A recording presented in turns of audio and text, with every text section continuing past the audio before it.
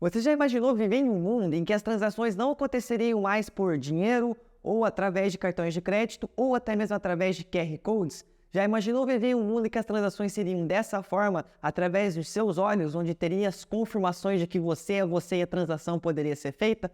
Pois é, a WorldCoin foi lançada hoje, uma moeda que tem uma ambição muito grande em transformar você uma pessoa única na blockchain, provando que você é você mesmo. Isso acontece devido aos problemas que nós temos tendo com inteligências artificiais cada vez mais fakes e pessoas se passando por pessoas, sendo que não são elas de verdade. Muitos atores acabam sofrendo isso, como já mostrei no vídeo passado, Tom Cruise, mas aqui nós temos uma questão bem importante que eu fui mais a fundo especulando e investigando esse projeto e encontrei coisas bem interessantes que acredito que vocês devem ter essas informações aí para vocês tomarem as suas próprias decisões. Então já deixa o like aqui nesse vídeo, que esse vídeo vai ser muito interessante, tenho certeza que você vai gostar muito, porque eu vi entrevistas, horas vendo entrevistas do próprio Sam Altman, do próprio Alex Blum, que também está por trás do projeto, então foram algumas horas de estudo e de procura aqui, deixa esse like que vai me ajudar muito também. Vamos entender como é que funciona a complexidade do projeto, o que ele almeja ser, se esse token presta, se não presta, vamos pegar todo o contexto, porque é muito além do que um único token. Eles têm aqui, cara, 3 frentes de negócio. Nós podemos ver a World AI, que é justamente aquela orb que você já deve ter ouvido falar por aí, onde faz o escaneamento da íris, e a própria WorldCoin, que seria, no caso, a moeda. Além disso, nós temos também o World App, que é justamente o aplicativo que você baixa em carteira para fazer todo esse processo. Então, são 3 processos aqui, tá? O World App é onde você vai baixar o aplicativo, a carteira ali. O The Orb é onde você vai fazer verificação da íris. E o World ID é onde essa prova de pessoa vai ficar meio que armazenada num contrato para ele verificar isso daqui depois. Eu vou passar o passo a passo. Fica comigo, porque eu não venho aqui só para falar se o token é bom ou não, eu venho para te explicar a complexidade técnica que está por trás de tudo isso, porque não é só um único token, tem várias outras camadas de serviços dentro do mundo da WorldCoin, então eu vou te apresentar tudo isso para você saber como é que funciona. A Orb, cara, já vem sendo desenvolvida desde 2020 e pelo que eu vi na entrevista o Alex falando, foi uma complexidade enorme eles conseguirem desenvolver o hardware para isso daqui e colocar em um formato de bolinha aqui. Então, em 2021, nós temos isso daqui cada vez mais completo, até que a complexidade técnica da Orb ela é gigantesca. Para quê? Para que ela consiga, de uma forma biométrica, conseguir escanear a sua íris para que ele tenha um modelo de imagem completamente numa qualidade absurda. Dito isso, por que eles estão fazendo, de certa forma, essa íris? Por que eles estão utilizando essa Proof of Personhood, essa prova de pessoa? Aqui, cara, nós temos alguns métodos que eles não conseguiam atingir todos os objetivos. A privacidade, a resistência à fraude, a inclusividade e a escalabilidade, a descentralização e a prova de que certa é a pessoa mesmo, de fato. Quando a gente tem as contas online, KYC, a confiança na web, entre outras formas de verificação, todas elas falham em algum ponto. E a questão biométrica, ela acaba acertando em todos esses pontos aqui. E aí vem a questão, tá? Por que a íris? Por que não pega ali uma digital ou qualquer coisa assim? O próprio Alex Blum falou sobre isso daqui, resumindo, a gente pode pegar aqui. Eles escolheram essa parada da íris por causa de prova contra scammer, não ser outra pessoa se passando por você. É mais eficiente que as digitais e fotos, elas não são tão eficientes quanto a íris por causa dessa questão biométrica. E saber que realmente é um humano, para não ter as pessoas aqui. Eu já vi isso em comunidades, o pessoal falando, vou pegar o meu cachorro, vou escanear a íris deles e pronto. Por isso que justamente é pela íris, pelo esse fato aqui de não ter, de você de fato saber que é um humano que está ali por trás. Um ponto importante é entender que o código da íris ele é criptografado e ele não sai do dispositivo. A única coisa que sai é uma ZK-Proof, uma prova de conhecimento zero. Vocês já devem ter ouvido falar muito aqui no canal sobre isso, que é toda a tecnologia que vem sendo desenvolvida no mundo cripto. É só isso daqui que sai. Lucas, como assim? Aqui está a tua íris. A partir do momento que a tua íris é escaneada, ela é transformada em um código. E esse código é armazenado, obviamente, como eles falam, no dispositivo. Pegando o racional por trás de tudo isso, tem uma própria parte da documentação deles que explica, nós temos aqui a pessoa, ela faz o download lá do app, aqui no World App, ele randomicamente vai gerar 2 chaves privadas, tá bom, para te identificar, e uma chave é armazenada localmente. Localmente aonde? No seu celular, onde você vai estar fazendo o download aqui. As pessoas vão até a Orb e faz essa identificação. A Orb ela vai verificar se você é humano de fato, se não tem nada fraudulento. A Orb vai computar o código da íris que você fez aqui, que eu te mostrei, de forma, mais uma vez, local, lá na Orb, e a imagem ela é destruída depois. A partir do momento que ela é destruída, ela vai justamente ver se está tudo certinho, vai fazer o store, armazenamento desse código e vai colocar no contrato da World ID Contract. Para quê? Para depois, esse código aqui, quando você for interagir com o aplicativo ou outro, ele saber que você é você, que você já verificou que você é o Lucas, a Joana, o João, seja quem for. Simplificando o método aqui que eu peguei, o próprio Alex mais uma vez explicando, ele fala o seguinte: o usuário faz o download, vê no mapa onde que tem uma orb ali perto dele, vai e verifica. Quando ele verifica, um par de chaves é gerado no seu dispositivo, o armazenamento local fica no seu celular, uma par de chaves, uma privada, uma pública. A pública ela é postergada para frente para que o dispositivo consiga te identificar. A orb faz a verificação humana, vê que você é humano de fato, assina isso e vai para um back-end. Aqui eu vou voltar nesse ponto depois, tá? Isso aqui acaba sendo um ponto complicado. Later Decentralized, eu vou voltar nesse ponto depois. Não tem requisito de nome, idade, essas coisas, eles falam que não precisam colocar. Entretanto, você pode pôr, já vou mostrar o porquê. E aqui está mostrando aqui que você consegue deletar os seus dados depois que você fazer essa verificação. Então é simples o processo, como você pode ver aqui. O usuário interage, faz a verificação, tem toda a parte técnica acontecendo na Orb, através das ZK Proofs, é armazenado localmente, tanto no celular, tanto na Orb, e depois é encaminhado para o contrato, para um back-end, que eu já vou te mostrar isso daqui, o que isso daqui significa de fato. Lembra aquela história da Ledger? Ah, tem um back-end na Ledger agora. Então já fica aí o spoiler, fica comigo no vídeo para você entender as preocupações do projeto também. Entendido isso, a gente questiona isso agora, tá? E essa privacidade? É de fato, o usuário continua tendo privacidade depois que eu tenho esse escaneamento de íris?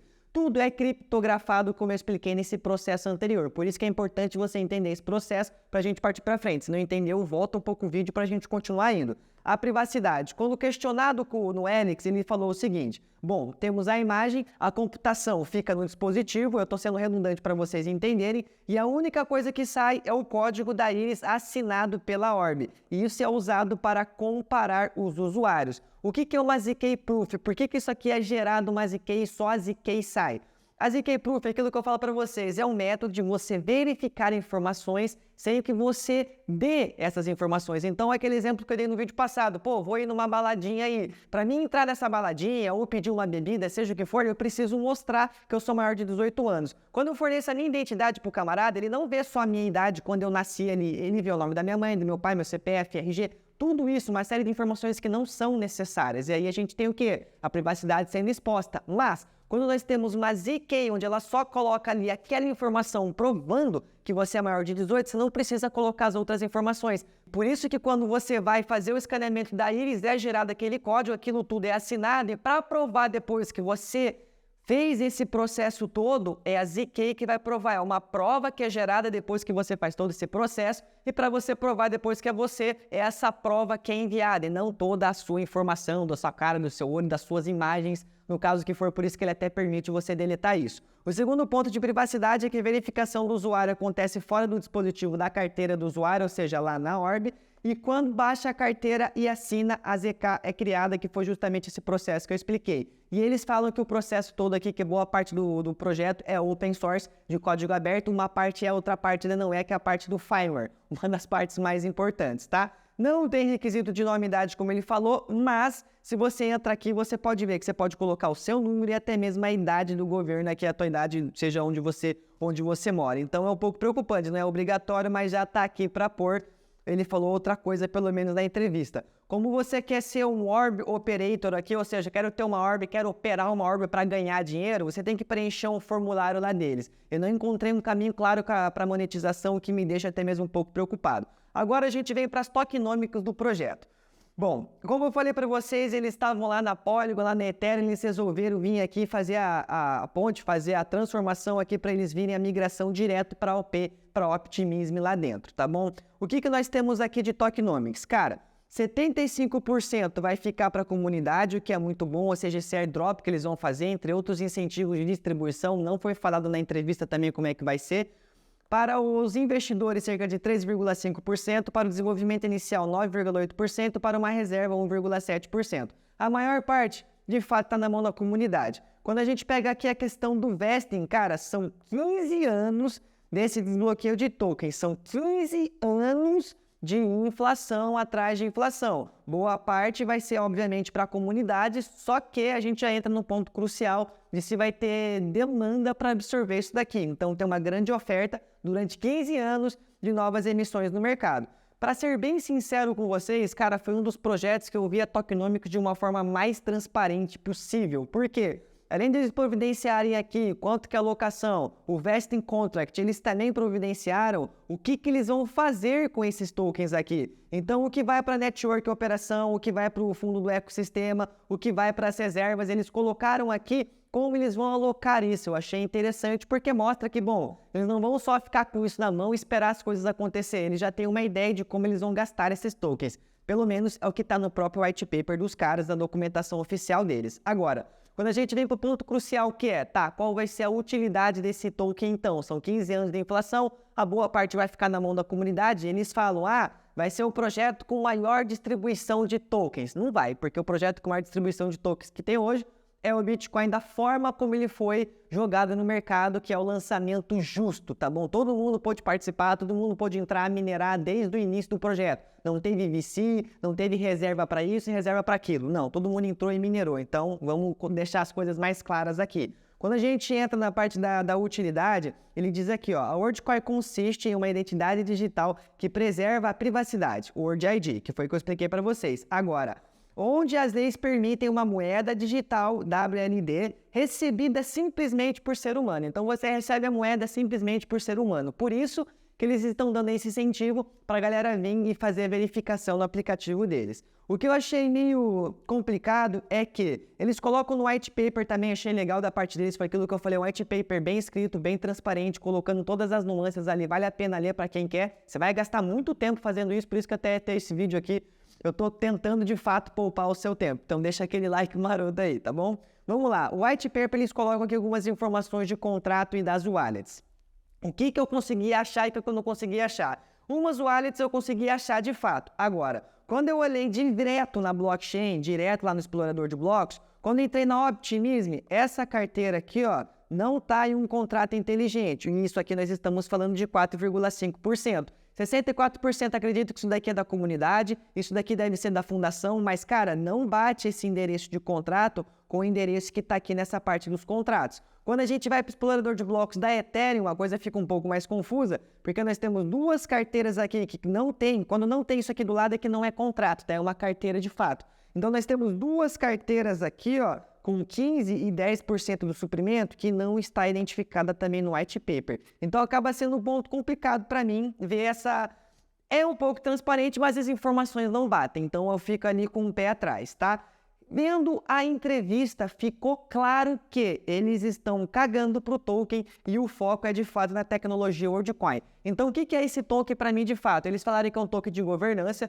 O que é o lado interessante é que uma pessoa igual a um voto, diferente dos sistemas que nós temos hoje nas DAOs e outros protocolos de governança, que é o quê? Quanto mais tokens você tem, maior o seu peso de voto. Aqui não, uma pessoa, um voto. Isso é muito legal, porque resolve um problema grande de DAOs. Mas o token é para isso. Só que o projeto ainda é super centralizado, então você vai ter voto para quê? Para nada ainda. Sem isso, não tem utilidade nenhuma. Eles falam aqui na carteira deles, na wallet, que a wallet é gas free, ou seja, vai ter a reconversão, vai ter a taxa sendo paga ali, como é no Optimism, acredito que vai ser Ethereum, mas isso daqui, se você tem dólares na carteira ou se você tem WorldCoin, a taxa ele vai funcionar por debaixo dos panos. Como a Uniswap está fazendo hoje essa atualização da Uniswap X, onde as pessoas vão poder utilizar sem ter o token nativo da rede. Só que tem uma outra mecânica que faz a taxa ser paga mesmo assim. Só que o usuário, na interface para ele, ele não vê. Isso é ótimo porque facilita as pessoas entrarem na blockchain. O usuário que está entrando hoje não precisa se preocupar com o token nativo, mas isso acontece ainda por debaixo dos panos. A parte técnica ainda acontece, tá bom? Só na interface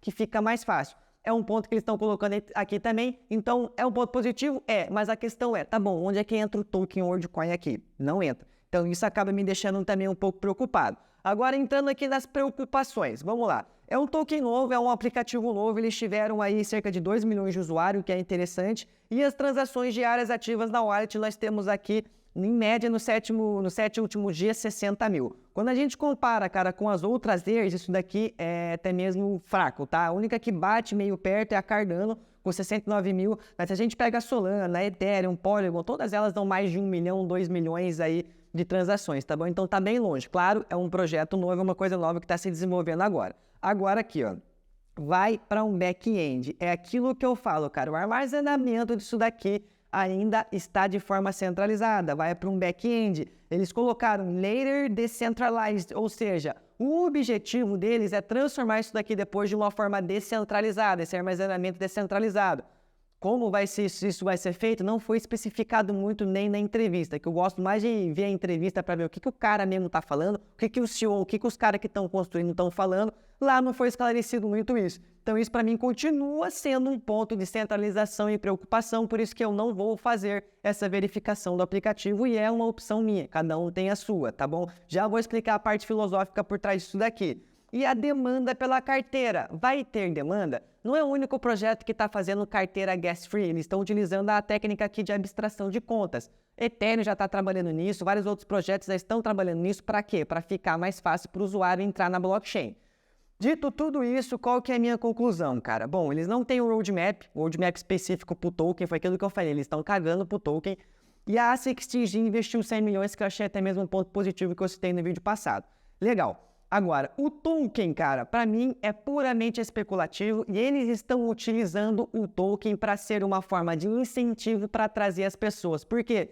Porque aqui entra um pouco do meu ethos, da minha filosofia. Me segue lá no Instagram, lucas.menolo com 2 A's no final para você ter mais conteúdo diário. Eu coloco conteúdo todo dia, reels, posts, caixinha de perguntas. E indo para a parte filosófica agora cara, o anonimato, ele ainda vai valer mais do que apenas alguns tokens. Pensa nisso, tá? Pensa nisso, essa aqui é a minha parte filosófica da coisa. Por quê? Porque acredito que as pessoas estão escaneando suas íris, colocando os seus dados, invadindo ali de certa forma a sua privacidade, por mais que tenha todo esse código, toda essa prova ZK, ainda tem uma parte de centralização no fim das contas. Claro, então para descentralizar, mas ainda tem. Então, para mim, muitas pessoas que fazem isso, a maioria das vezes estão vendendo a sua privacidade em troca de alguns tokens baratos.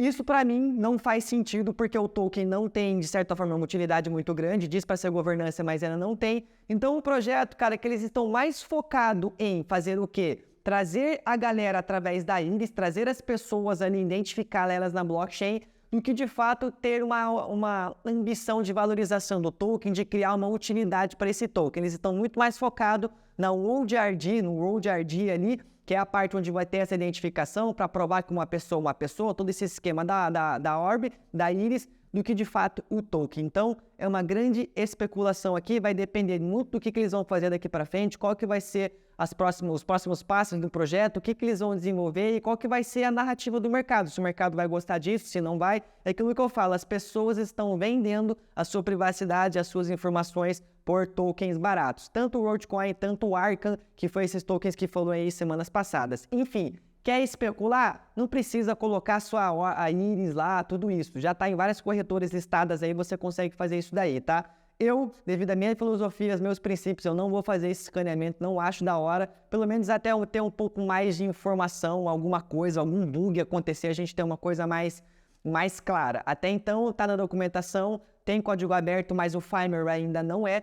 E a entrevista ali é aquilo que eu falei, cara, o que deu a entender, eu vou deixar até aqui linkado para vocês, quem quiser assistir depois, a pela Bankless, os caras são muito da hora também, é em inglês, não tem tradução, então dá teus pulos aí e é muito interessante, tá? A questão é essa, toma cuidado, veja bem a fundo e veja se faz sentido para você fazer esse escaneamento aí. Para mim ainda não faz sentido, fechou? Tamo junto, vejo você, até a próxima, até mais.